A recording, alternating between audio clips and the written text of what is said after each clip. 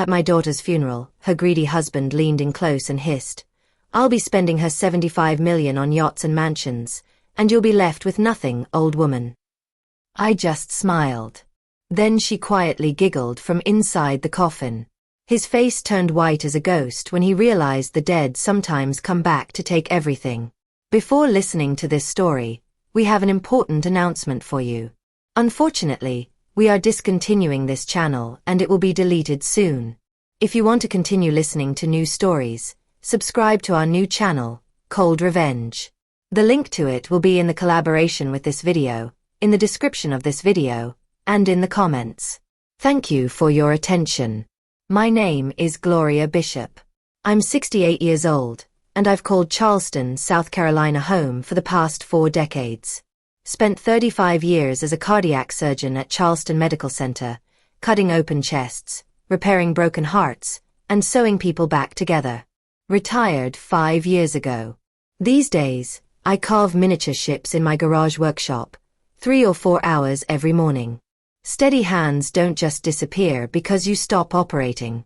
I live in the family estate on Laguerre Street. 4 stories of antebellum architecture, built in 1887, worth about $4 million. But the house is just wood and brick. What made it a home was my daughter Jasmine. She's 34 now, an art curator at one of the galleries downtown. Got her father's eyes, warm, trusting, always seeing the best in people.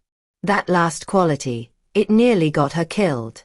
Marcus Hayes entered our lives 7 years ago. I still remember the evening Jasmine brought him to dinner. He walked in wearing a tailored suit that probably cost more than most people's rent, smile so wide you could count every tooth.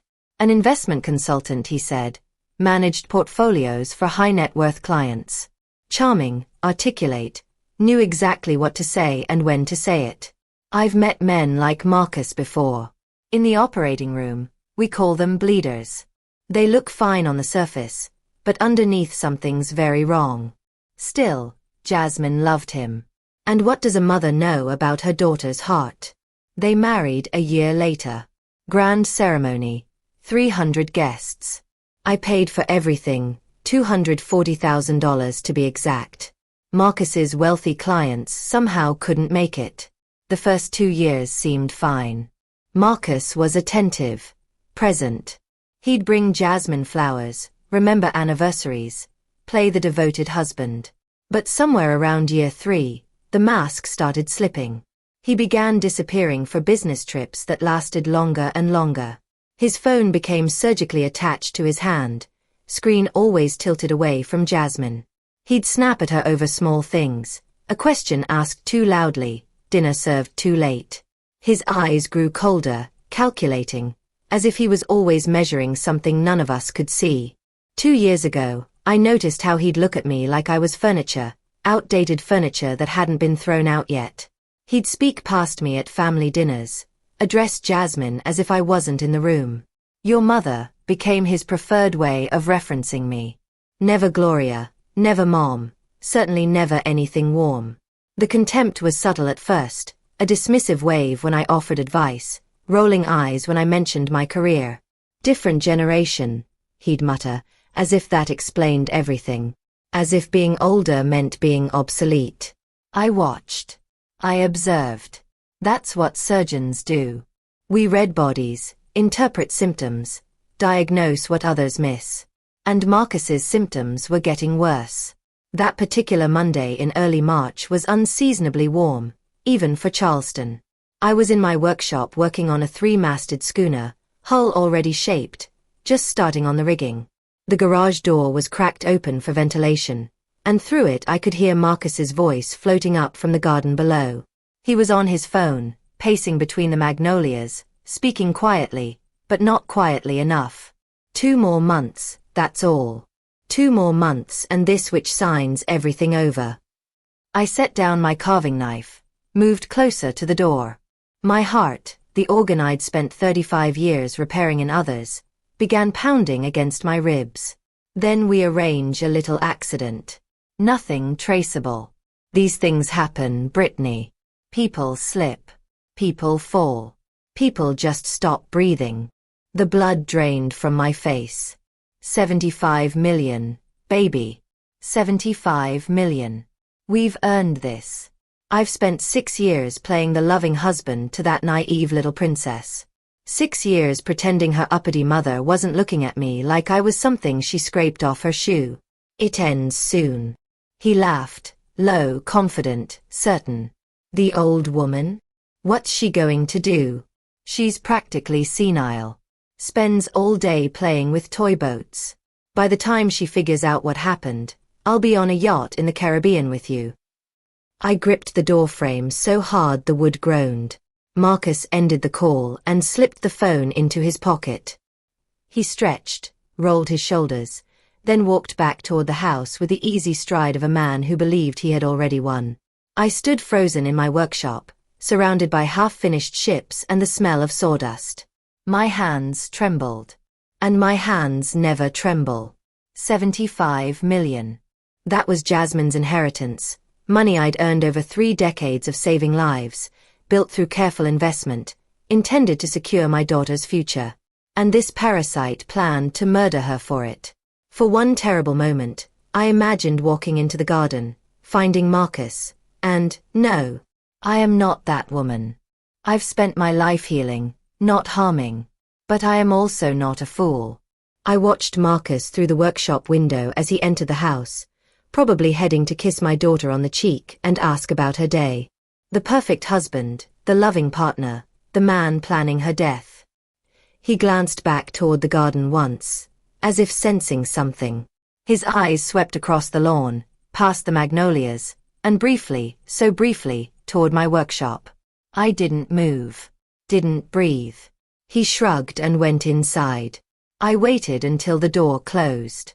Then I picked up my carving knife and examined the blade. Still sharp, still precise, still capable of the most delicate work. Marcus Hayes thought he was dealing with a senile old woman who played with toy boats. He thought I was harmless, irrelevant, already defeated. But here's what 35 years of cardiac surgery teaches you. Cutting is easy. Anyone can make an incision. The real skill is knowing exactly where to cut, and when. Marcus thought he was the predator in this house. He was wrong. The next 2 days, I watched him, studied him the way I used to study X-rays before a complex procedure. Every gesture catalogued, every phone call noted, every late-night work emergency logged in my memory. Jasmine noticed nothing. She was too trusting, too kind, too willing to believe the best about the man she'd married.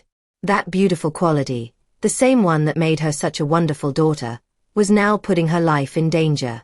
I kept seeing flashbacks, moments from the past that felt like artifacts from another lifetime. I remembered Jasmine at 7 years old, holding up a crayon drawing she'd made at school. A big red heart with "Mommy" written inside in wobbly letters. "I made this for you," she'd said, her gap-toothed smile so wide it practically split her face. "Because you fix hearts, so now you have one that never breaks." I still had that drawing, kept it in my desk drawer, tucked between old insurance papers and fading photographs. The crayon had faded over the years, but the words remained clear. How do you tell that little girl, now a grown woman of 34, that the husband she adores is planning to murder her? I remembered Jasmine at 16, crying on the porch swing because a boy had broken her heart for the first time. She'd sat there with her knees pulled to her chest and asked me a question I'd never forgotten.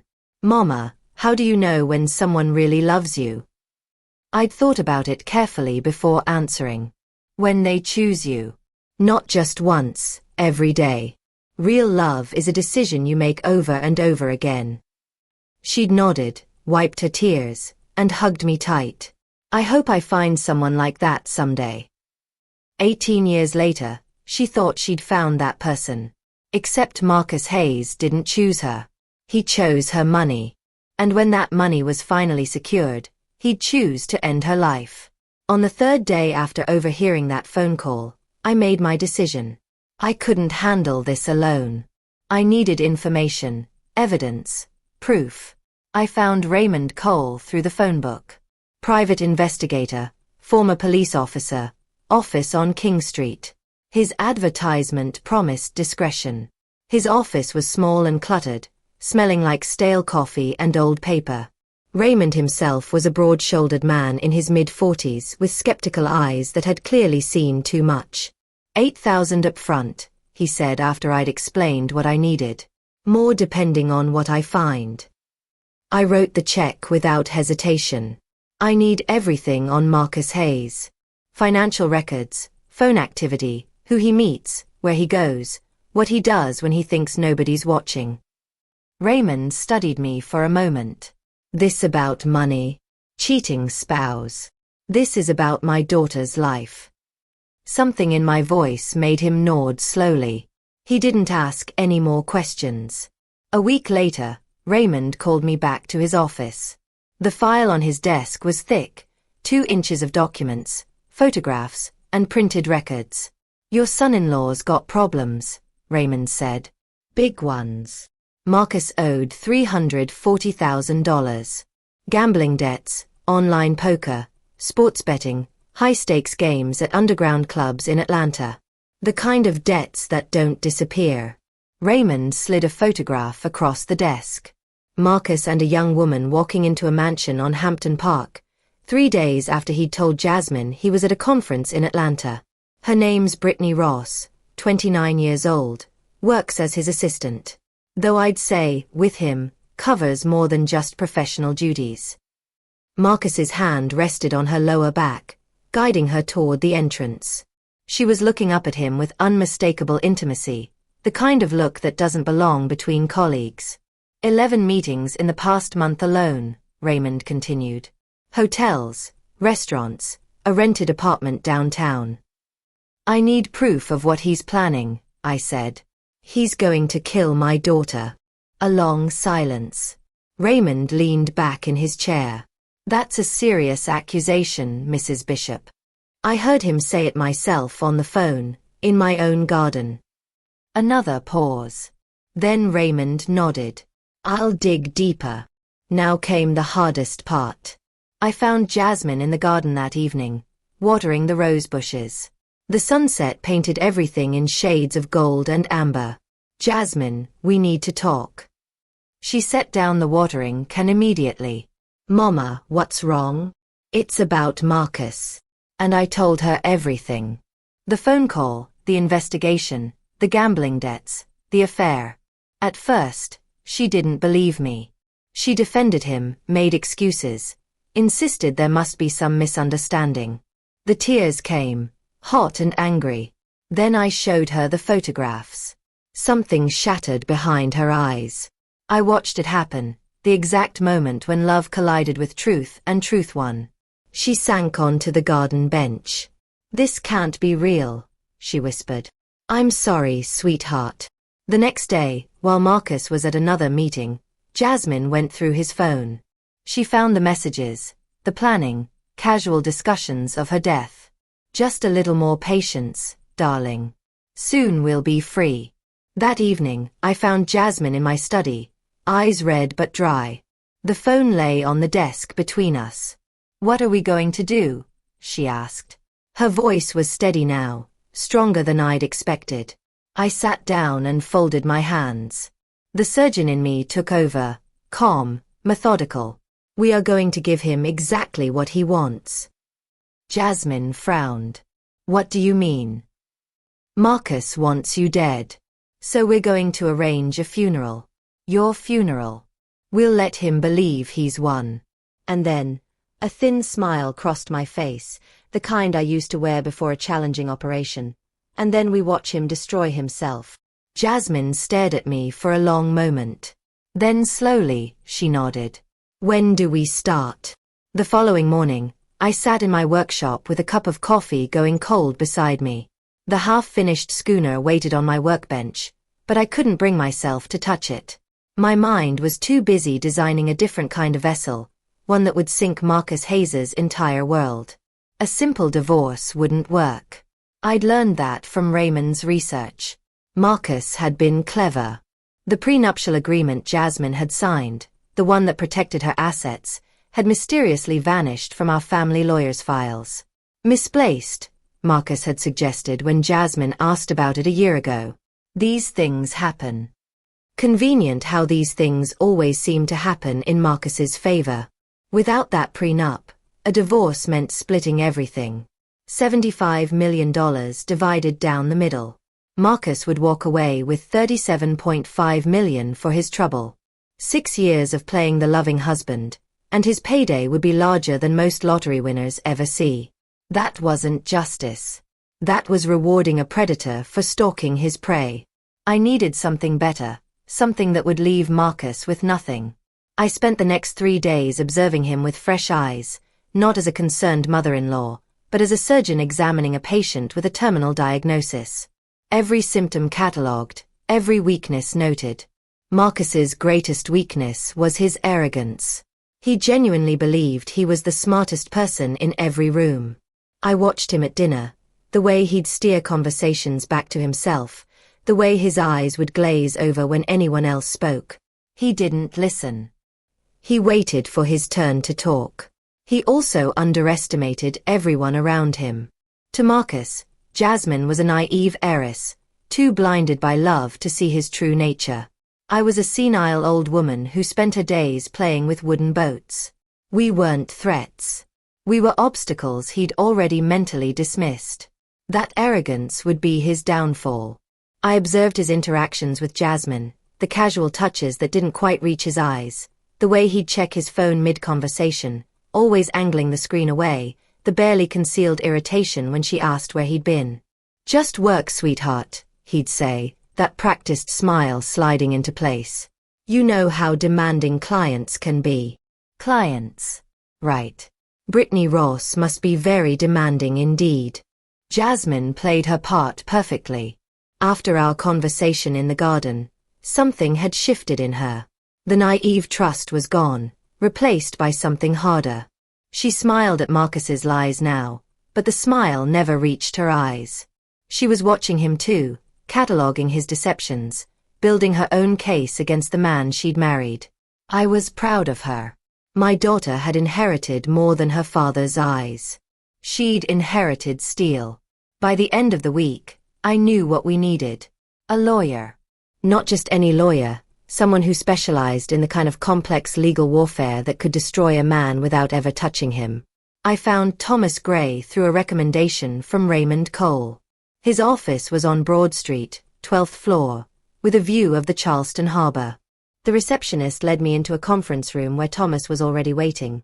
A lean man in his early 50s with silver at his temples and the kind of precise, measured movements that reminded me of surgeons. "Mrs. Bishop." He shook my hand firmly. "Raymond speaks highly of you. I need your help, Mr. Gray. My situation is complicated." They usually are. "Please, sit." I told him everything. The overheard phone call, Marcus's gambling debts, Brittany Ross, the missing prenuptial agreement, the plan to murder my daughter for her inheritance. Thomas listened without interrupting, making occasional notes on a legal pad. When I finished, he set down his pen and leaned back. "You're right. A divorce is problematic. Without the prenup, Mr. Hayes would be entitled to a significant portion of your daughter's assets. Given the length of the marriage and the commingling of funds, he could argue for substantially more than half." "Then what do you suggest?" Thomas's eyes took on a calculating gleam. "Have you ever heard of the Slayer rule, Mrs. Bishop?" I hadn't. He explained it to me, a legal principle embedded in South Carolina law that prevented anyone from inheriting from a person they had killed or conspired to kill. The moment Marcus could be proven to have planned Jasmine's death, he would lose all claim to her estate. "The problem," Thomas continued, "is proving intent. A phone conversation you overheard wouldn't be enough. We need documentation, recordings, something that demonstrates a clear pattern of conspiracy. And if we could provide that evidence, then Mr. Hayes wouldn't just lose the money, Mrs. Bishop. He'd lose his freedom." I left Thomas's office 2 hours later with the skeleton of a plan taking shape in my mind. It was risky. It required precise timing, careful documentation, and an actress capable of the performance of her life. Fortunately, I knew exactly who could play that role. That evening, Jasmine and I met in my study, the door locked, the curtains drawn. I explained what Thomas had told me about the Slayer rule, about the evidence we'd need, about the plan that was forming in my mind. "You want me to pretend to be dying," Jasmine said slowly, "and then pretend to be dead. I want to give Marcus exactly what he wants. Let him believe he's won. And then, when he's standing over your coffin celebrating his victory, we take everything from him." I nodded. "It's risky. If anything goes wrong." "Mama." Jasmine reached across the desk and took my hand. Her grip was strong, steady. "He was going to kill me. Actually kill me for money. After everything I gave him, my love, my trust, 6 years of my life. He was going to arrange an accident and sail away with his mistress." Her eyes hardened. "Let's destroy him." The preparations took nearly a month. Every detail had to be perfect. One mistake, one overlooked element, and the entire plan would collapse. First, we needed to establish Jasmine's illness. I reached out to a former colleague from the hospital, Dr. Helen Porter, a cardiologist I'd worked with for 15 years. I trusted her with my daughter's life. More importantly, I trusted her with my daughter's death. Helen was skeptical at first. "You want me to diagnose her with a terminal heart condition she doesn't have? I want you to create medical records that will withstand scrutiny. The diagnosis doesn't need to be real. It just needs to be believable."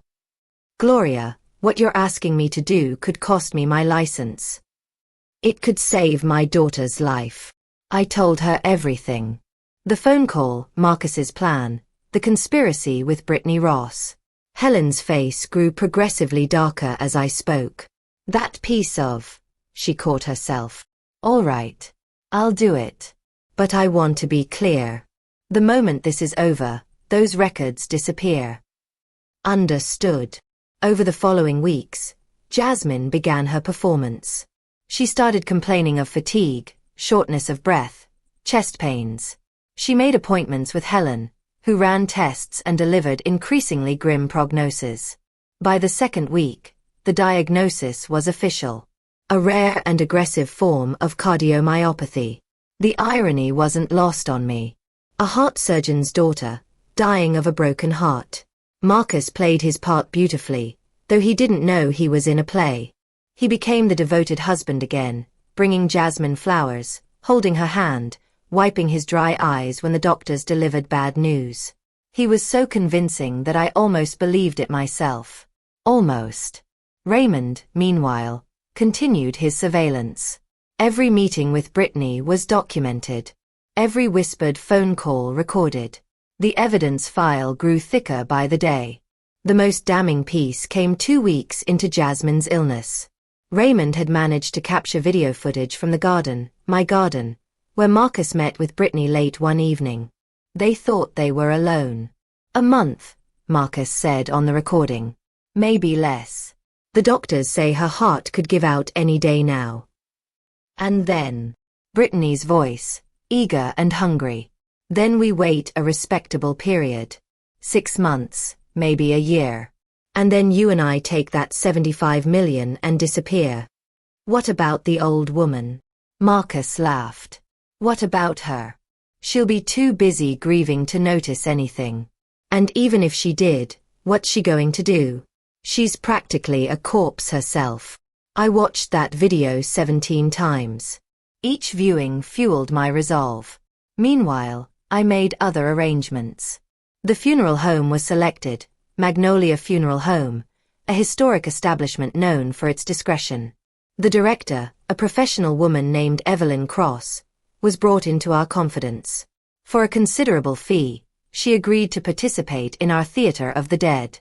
The casket was special ordered, modified with a discreet air supply and a hidden microphone that would capture every word spoken over my daughter's body. The technology was simple but elegant, just like the plan itself. Jasmine signed a new will, secretly notarized in Thomas Gray's office. Under its terms, her entire estate would pass to a charitable foundation and to me. Marcus Hayes would receive nothing. Not a cent. Not a memory. The document was locked in Thomas's safe, waiting for its moment. As the third week ended, Jasmine's condition worsened. She took to her bed, pale and drawn, the picture of a woman slipping away. Marcus hovered nearby, his concern almost convincing. But I saw the truth beneath the mask. The way he'd check his phone when he thought no one was looking. The slight smile that crossed his face when the doctors spoke of limited time. The anticipation of a man watching his ship come in. He thought he was so clever, so careful, so perfectly positioned to collect his prize. He had no idea that the ship was headed straight for the rocks.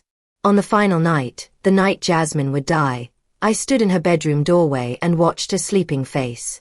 She wasn't really sleeping, of course, just practicing, preparing for the longest, most motionless sleep of her life. Marcus came up behind me, placed a hand on my shoulder. I managed not to flinch. "How is she?" he asked, his voice dripping with false concern. "The doctors don't think she'll make it through the week." He squeezed my shoulder. "I'm so sorry, Gloria. I know this must be hard for you." Hard. Yes. Watching a serpent slither around my home, plotting my daughter's murder, had been rather hard indeed. "She's strong," I said. "Like her father was." "She is."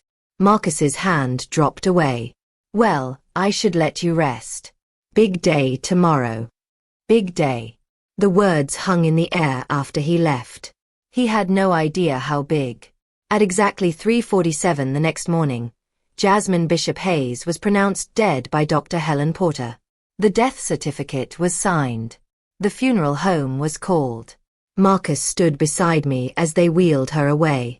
His face was arranged in grief, the devoted husband watching his wife slip away. But his eyes told a different story. Relief. Pure, undisguised, unmistakable relief. I saw it in the way his shoulders relaxed, in the slight loosening of his jaw, in the almost imperceptible nod he gave himself, as if checking off an item on a to-do list. The predator thought his hunt was finally over. $75 million waiting to be claimed. He had no idea it had just begun. As the funeral home attendants carried Jasmine away, Marcus turned to me with practiced sympathy. "Is there anything I can do, Gloria?" I looked at this creature who had plotted to murder my daughter. "Just be there for the funeral. That's all I ask." Marcus nodded solemnly. "I wouldn't miss it for the world." "No," I thought. "You certainly wouldn't." 3 days later, we buried my daughter. Or rather, we staged the most elaborate piece of theater Charleston had seen in decades. The funeral was held at Magnolia Funeral Home, a historic establishment known for its elegant services and absolute discretion. 87 guests attended, family, friends, colleagues from Jasmine's gallery, neighbors who'd known her since childhood. They came to pay their respects, tissues clutched in trembling hands, faces drawn with genuine grief. They had no idea they were about to witness something extraordinary. I stood at the entrance, greeting mourners as they arrived. The role of grieving mother came naturally. After all, I had spent weeks watching my daughter pretend to die. That experience leaves marks, even when you know it's theater. Marcus arrived fashionably late. Of course.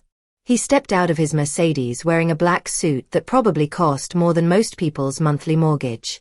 I'd seen the receipt, $4, $200, charged to my credit card. Even in death, he was spending my money. Brittany Ross came separately, maintaining the fiction of professional distance. She positioned herself near the back of the chapel, dabbing at dry eyes with a silk handkerchief. The supportive assistant, mourning alongside the grieving widower. They thought they were so clever, so careful, so perfectly positioned to inherit everything. They had no idea what was waiting inside that casket. The service began at 2 o'clock. A string quartet played something appropriately somber. Friends spoke of Jasmine's kindness, her artistic vision, the light she brought to every room. I delivered a eulogy that was entirely sincere, praising my daughter's courage, her strength, her ability to face adversity with grace. Marcus sat in the front row, nodding along, the picture of devoted widowerhood. Occasionally he'd wipe his eyes, though I noticed he never actually produced any tears. The handkerchief remained conspicuously dry. After the formal service, the guests gathered around the open casket for a final viewing. Jasmine lay there in a pale blue dress, her favorite color, looking for all the world like a woman peacefully sleeping. The makeup artist had done remarkable work. She looked beautiful, serene, utterly convincingly dead. The special casket had been modified with a small air supply and sound-dampening material. From outside, it appeared perfectly normal. Inside, Jasmine could breathe, listen, and wait for her cue. I positioned myself near the head of the casket, accepting condolences, shaking hands, playing my part. Marcus worked the room like a politician at a fundraiser, graciously accepting sympathy, already calculating his next moves. Then he made his way toward me. The moment I'd been waiting for. Marcus approached the casket, placed his hand over his heart, and gazed down at Jasmine's face with an expression of profound loss. It was a masterful performance. Anyone watching would have seen a husband saying goodbye to the love of his life. Anyone except me. He leaned close to my ear, close enough that no one else could hear. "I'll be spending her 75 million on yachts and mansions," he whispered. "And you'll be left with nothing, old woman." She was too good for this world. But the money stays with me. I felt Jasmine stiffen slightly inside the casket. She'd heard every word.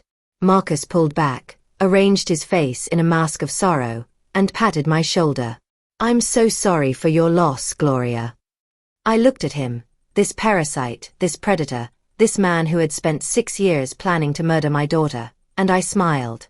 Just smiled. Didn't say a word. Marcus's brow furrowed slightly. He'd expected grief, perhaps anger, perhaps the broken weeping of a devastated mother. Certainly not a smile. But he dismissed it quickly, attributing my expression to shock or senility or whatever explanation suited his arrogant worldview. After all, I was just the senile old woman who played with toy boats. He walked away toward Brittany, who was waiting near the chapel entrance. They exchanged a glance, brief, barely noticeable to anyone who wasn't watching for it, but loaded with shared anticipation. 6 years of planning, finally paying off. Or so they believed. And then, from inside the casket, came a sound. A soft, unmistakable giggle. Marcus froze mid-step. His shoulders went rigid. The expensive fabric of his suit suddenly stretched tight across his back. Slowly, so painfully slowly, he turned back toward the casket. The lid began to rise. Jasmine sat up, still wearing that pale blue dress, her eyes fixed directly on Marcus's face. She smiled. Not the warm smile I remembered from her childhood, not the trusting smile she'd given him on their wedding day. This was something colder, sharper, the smile of a woman who had heard every word of her own death sentence. "Yachts and mansions, you said." Her voice carried across the suddenly silent chapel. "I'd love to hear more about your plans, darling husband." For one perfect, crystalline moment, nobody moved. Nobody breathed. The string quartet had stopped playing. The mourners stood frozen like statues. Even the dust motes seemed to hang suspended in the afternoon light. Then Marcus's face drained of all color. The confident tan, the carefully maintained complexion, the healthy glow of a man who spent weekends on golf courses. All of it vanished in an instant, leaving behind something the color of old bone. His mouth fell open, but no sound came out. His eyes, which had always held that calculating gleam, went wide with something I'd never seen in them before. Pure, absolute terror. I stepped forward, placed my hand on my daughter's shoulder, warm, alive, victorious, and finally spoke. "You know, Marcus, surgeons don't just stop hearts. We can restart them too." What happened next was chaos of the most satisfying variety. Marcus's knees buckled. He actually staggered backward, nearly tripping over a funeral wreath, his arms windmilling as he tried to maintain balance. The color still hadn't returned to his face. If anything, he'd gone even paler, a shade I'd only seen before in patients with severe blood loss. "No," he managed to croak. "No, this isn't. You were dead. You were dead." Jasmine swung her legs over the side of the casket and stood, smoothing her dress with the casual grace of someone who hadn't just risen from a coffin. Was I? How strange. I feel perfectly fine. Around us, the chapel erupted. An elderly woman in the third row fainted dead away. Her husband caught her, nearly going down himself. Someone screamed. Someone else was laughing hysterically. Several guests had pulled out their phones and were filming everything. Marcus's fight-or-flight instinct finally kicked in, and he chose flight. He bolted for the exit, shoving past mourners, his expensive shoes slipping on the polished floor. He'd almost reached the door when two large men stepped into his path, private security hired specifically for this moment. Former colleagues of Raymond Cole, built like defensive linemen. "Going somewhere, Mr. Hayes?" the larger one asked pleasantly. Marcus tried to push past them. It was like trying to push past a brick wall. They simply stood there, arms crossed, blocking his escape. "You can't do this." Marcus's voice had gone shrill. This is assault. False imprisonment. I'll sue every single one of you." "I don't think you will," I said, walking toward him. Jasmine followed, each step measured and deliberate. The crowd parted before us like a living sea. Meanwhile, Brittany Ross had made her own critical error. "This is some kind of trick," she screamed from across the room. She was dead. I saw the death certificate. "This is fraud." Every head in the room turned toward her. Brittany's mouth snapped shut as she realized what she'd just done. An assistant, a mere professional colleague, wouldn't have seen any death certificate, wouldn't have been so invested in confirming Jasmine's demise, wouldn't have revealed such intimate knowledge of the situation. "And how exactly would you know about the death certificate, Miss Ross?" Jasmine asked, her voice cold as ice. "I don't believe we've met." Brittany's face went through a rapid series of expressions: surprise, fear, desperate calculation, before settling on something approximating defiance. Daniel told me. As his assistant, I handle all his paperwork." "Interesting." I nodded to Raymond, who had been waiting near the side door. "Raymond, do you happen to have that photograph? The one from the mansion on Hampton Park." Raymond produced a glossy 8x10 and held it up for the room to see. Marcus and Brittany, walking arm in arm into a luxury hotel, their body language leaving absolutely nothing to the imagination. "This kind of paperwork?" I asked mildly. What little color remained in Brittany's face disappeared entirely. The police arrived 12 minutes later. I timed it. Detective Sarah Morgan, a no-nonsense woman in her 40s, took charge of the scene with practiced efficiency. She listened to my explanation with growing astonishment, reviewed the preliminary evidence Raymond provided, and made the calls that would change everything. "Mr. Hayes, Miss Ross," she announced, "you're both coming with us for questioning." "I haven't done anything wrong." Marcus's voice cracked. "This is entrapment. This old woman staged her daughter's death to humiliate me." "Perhaps," Detective Morgan said evenly, "but we also have evidence suggesting you were planning to stage Mrs. Hayes's actual death for considerably more permanent purposes." The remaining color drained from Marcus's face. Again. I was beginning to think he'd need a blood transfusion by the time this was over. They were escorted out in separate vehicles. Marcus tried to maintain some dignity, straightening his $4,000 suit, lifting his chin, attempting to project the image of an innocent man being wrongfully detained. But his hands were shaking so badly he couldn't even button his jacket. His fingers fumbled uselessly at the buttons, trembling like leaves in a hurricane. Brittany went quietly, her earlier bravado completely evaporated. She kept glancing at Marcus, searching for reassurance, for some sign of their shared plan, but he refused to meet her eyes. Already distancing himself, already calculating how to save his own skin, already preparing to throw her under the bus if necessary. That's the thing about people like Marcus and Brittany. Their alliance was built on greed, not loyalty. And greed is a foundation that crumbles the moment pressure is applied. At the police station, Marcus demanded a lawyer. "Your lawyer is already here," the desk sergeant informed him with barely concealed amusement. The interrogation room door opened, and Thomas Gray walked in. Marcus's face, impossibly, went even whiter. I watched through the observation window as every remaining drop of blood seemed to drain from his features. You're supposed to be my lawyer. You worked on our prenup. Thomas settled into the chair across from him with the calm precision of a chess grandmaster about to announce checkmate. He adjusted his cufflinks, straightened his tie, took his time. I'm afraid there's been a misunderstanding, Mr. Hayes. I represent the Bishop family. I always have. He placed a thick folder on the table between them. And I have some documents you might want to see. Marcus didn't stay in custody long. By the next morning, he'd managed to post bail. $50,000, which I later learned came from Brittany's savings account. The irony wasn't lost on me. The woman he'd been planning to betray was now funding his freedom. But freedom is a relative term, and Marcus was about to discover just how relative. Within 48 hours, he'd hired a new attorney. Kenneth Shaw was a sleek, silver-tongued litigator who charged $500 an hour and had a reputation for turning hopeless cases into victories. I'd heard of him before, the kind of lawyer who could convince a jury that black was white if the price was right. His strategy became clear immediately. Attack. My client is the victim here, Shaw announced at a hastily arranged press conference. Mrs. Gloria Bishop, consumed by irrational hatred for her son-in-law, orchestrated an elaborate and cruel hoax to publicly humiliate Marcus Hayes.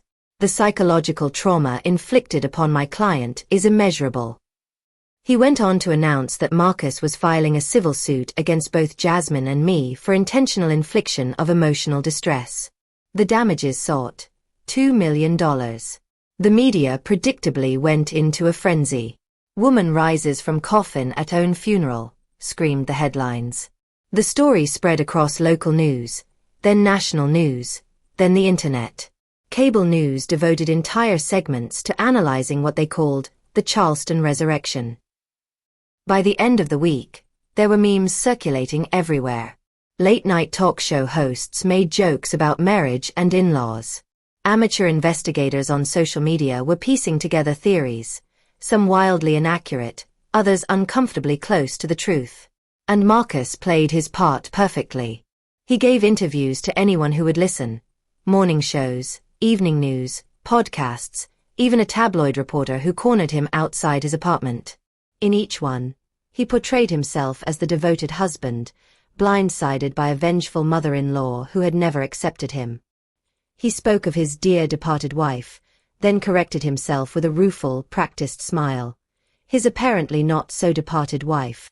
He was charming, self-deprecating, sympathetic. The cameras loved him. The old woman never liked me, Marcus said in one particularly memorable interview, his voice catching with practiced emotion. From the moment I started dating Jasmine, she was suspicious. She thought I was after her money. But I loved her daughter. I still love her. And this cruel hoax, is how they repay 6 years of devotion. Some people believed him. More than I'd expected, honestly. The comment sections beneath every article filled with supporters calling us cruel and vindictive. Social media accounts accused us of psychological torture. A petition appeared on one of those online platforms demanding that Jasmine be charged with fraud. It gathered 12,000 signatures in 3 days. Public opinion is a fickle beast, and Marcus knew exactly how to manipulate it. Jasmine was shaken. She'd been prepared for battle, but not for the court of public opinion. "Mama, what if he wins?" she asked me one evening, her voice tight with worry. "What if the jury believes him?"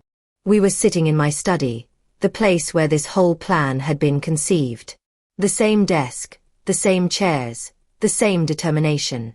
I smiled. Marcus is very good at controlling narratives. But there's one thing he doesn't know about. "What's that?" "The video." Jasmine frowned. "You mean the recordings Raymond made?" "He's already claiming those were illegally obtained." "Not those recordings." I leaned back in my chair. The one from the security camera in our garden. The one I installed after that conversation I overheard in early March. Understanding dawned in her eyes. You recorded him? I recorded everything. Every conversation he had in that garden, every whispered phone call to Brittany, every plan he thought was private. All of it stored on a secure drive, waiting for exactly the right moment. I'd kept that footage hidden, even from Thomas initially. Marcus thought he was fighting a battle of public perception. He thought his charm and his expensive lawyer and his rehearsed interviews would carry the day. He didn't realize that his own words, captured in high definition, time-stamped, and completely unalterable, were about to become his prison bars. The summons arrived 3 days later, delivered by a process server who seemed almost apologetic. We were ordered to appear at Charleston County Courthouse for a preliminary hearing on Marcus's civil suit. I dressed carefully that morning. My best suit, freshly pressed. My watch, a retirement gift from the hospital board. My favorite cufflinks, the ones shaped like tiny scalpels. A surgeon going into the most important operation of her life. Ready? Jasmine asked as we left the house. I looked at her, my daughter who had survived betrayal and emerged stronger, who had trusted me enough to lie in a coffin and wait for her moment. I've been ready for months, I said. Let's finish this. The Charleston County Courthouse was a grand old building, all marble columns and soaring ceilings. It smelled of old paper and older ambitions. Hundreds of cases had been decided within these walls, lives changed by the stroke of a judge's pen. Today would add one more to that number. The preliminary hearing was supposed to be straightforward. Marcus's attorney presenting the civil suit, our side responding, a judge deciding whether the case had merit. Simple procedure. Kenneth Shaw stood before Judge William Bradford with the confidence of a man who'd already won. Your Honor, we are prepared to demonstrate a clear pattern of harassment and intentional emotional harm perpetrated by Gloria and Jasmine Bishop against my client. Thomas Gray rose from our table. Your Honor, before opposing counsel proceeds, the defense would like to introduce new evidence relevant to this proceeding. Shaw's eyebrow twitched, just slightly. We've received no discovery disclosure of new evidence. This evidence was gathered subsequent to the initial filing and pertains directly to the plaintiff's standing in this case. Judge Bradford leaned forward. What is the nature of this evidence, Mr. Gray? Video recordings, Your Honor. Recordings that demonstrate not only the plaintiff's infidelity, but his active conspiracy to murder Mrs. Jasmine Bishop Hayes for her inheritance. The courtroom erupted. Objection. Shaw shouted. This is clearly an attempt to derail these proceedings with inflammatory accusations. The recordings speak for themselves, Your Honor, Thomas replied calmly. We request permission to play them for the court. Judge Bradford considered for a long moment. Then he nodded. I'll allow it. Mr. Gray, proceed. Thomas opened his laptop, connected it to the courtroom's display system, and pressed play. Marcus's face filled the screen. The garden of my home, our home, visible in the background. The timestamp showed a date in late February, weeks before Jasmine's illness began. A month, Marcus's recorded voice said. Maybe less. The doctors say her heart could give out any day now. Brittany's voice, off-screen. And then we wait a respectable period. 6 months, maybe a year. And then you and I take that 75 million and disappear. What about the old woman? Marcus laughed on screen. What about her? She'll be too busy grieving to notice anything. And even if she did, what's she going to do? She's practically a corpse herself. The video continued, more damning conversations, discussions of accidents and untraceable methods, references to a yacht trip that would end with only one passenger returning. Each clip more incriminating than the last. By the time Thomas stopped the playback, the courtroom was silent. Kenneth Shaw had gone pale. Marcus looked like he might vomit. But it was what happened next that truly changed everything. Your Honor, the prosecutor rose, a man I hadn't seen enter, District Attorney Robert Martinez. Based on this evidence, the state of South Carolina is opening a criminal investigation into Marcus Hayes for conspiracy to commit murder. We request that Mr. Hayes's passport be surrendered and that he be remanded into custody pending formal charges. You can't do this. Marcus's voice cracked. He stood up so quickly his chair fell over. This is a setup. That video is fake. She manufactured it. The metadata is verified, Thomas said quietly. The footage is authentic, and it was recorded on Mrs. Bishop's own property, making its collection entirely legal under South Carolina law. Marcus spun toward me, his face contorted with rage. You senile old. You planned all of this from the beginning. I met his gaze calmly. You're right. I did. I'll destroy you. Two bailiffs moved forward, taking Marcus by the arms. He struggled briefly, then went limp, the fight draining out of him like water from a broken vessel. As they led him away, Brittany, who had been sitting in the gallery, subpoenaed as a witness, tried to slip toward the exit. She didn't make it far. Miss Ross, the district attorney called out, we'd like a word with you as well about your role in this arrangement. Brittany's composure finally shattered. It was his idea. All of it.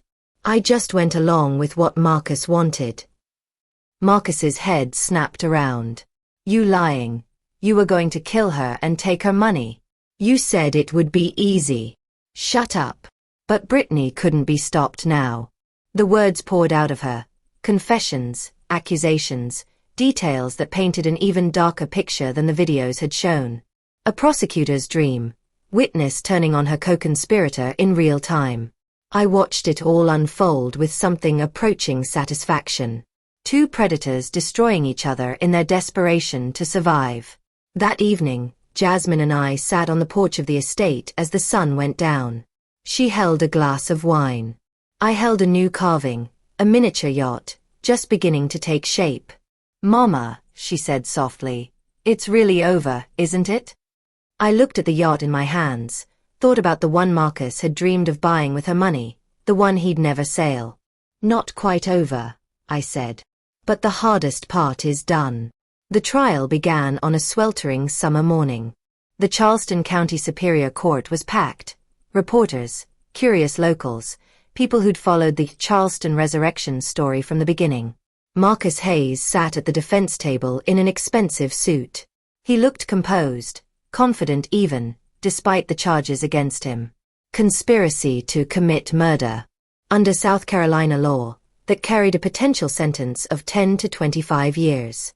Kenneth Shaw had done his best to prepare a defense. His strategy was simple. Deny everything, discredit the evidence, paint the bishops as manipulative liars who had entrapped his innocent client. It might have worked if we hadn't had the video. The prosecution called Raymond Cole first. My private investigator walked the jury through months of surveillance, photographs, phone records, documentation of Marcus's meetings with Brittany. He presented it all with the methodical precision of a former police officer. Then came the video. District Attorney Robert Martinez played it on the courtroom's large screen. Marcus's face filled the display, crystal clear, unmistakable. Then we arrange a little accident. Nothing traceable. These things happen. People slip. People fall. People just stop breathing. I watched the jurors. 8 women, 4 men. Their expressions shifted from attention to disbelief to horror. 75 million, baby. We've earned this. When the video ended, you could have heard a pin drop. Shaw objected, arguing the recording was obtained illegally. Judge Bradford was unmoved. The recording was made on Mrs. Gloria Bishop's property. There is no expectation of privacy in someone else's garden. The evidence stands. Brittany Ross took the stand next. She had accepted a plea deal, 3 years probation in exchange for full cooperation. She described everything. The planning, the discussions about making Jasmine's death look accidental, the yacht they'd intended to buy. He said it would be easy, Brittany testified. A heart condition, a tragic accident at sea. Simple. That's a lie. Marcus erupted. She's lying to save herself. The judge's gavel came down hard. Mr. Hayes, control yourself or you will be removed. The most powerful testimony came from Jasmine. My daughter walked to the stand with quiet dignity. She looked at the jury, then at Marcus. I loved him, she said. For 6 years, I believed he loved me too. I trusted him with my life, and he was planning to end it. She described the moment she'd learned the truth, the messages, the casual way he'd discussed her murder. At my funeral, I lay in that casket and listened to my husband whisper about yachts and mansions, about how he'd spend my inheritance while I rotted in the ground. And then I sat up and watched his face turn white. Several jurors were openly crying. Marcus took the stand in his own defense.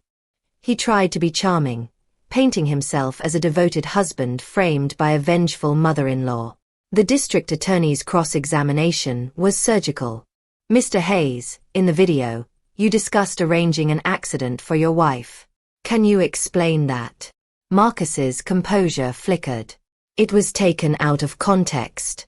I was hypothetically planning your wife's death. I didn't mean. And when you consulted with an attorney about spousal inheritance rights during your wife's illness, was that also hypothetical? Marcus's facade was crumbling. I want to change my answer. There is no changing answers, Mr. Hayes. There's only the truth. The jury deliberated for 4 hours and 22 minutes. Jasmine held my hand like she had when she was a little girl, afraid of thunderstorms. When the jury filed back in, the foreman stood with a folded piece of paper. Has the jury reached a verdict? We have, Your Honor. What say you? The foreman unfolded the paper. The entire courtroom held its breath. We, the jury, in the case of the state of South Carolina versus Marcus Hayes, find the defendant guilty of conspiracy to commit murder in the first degree.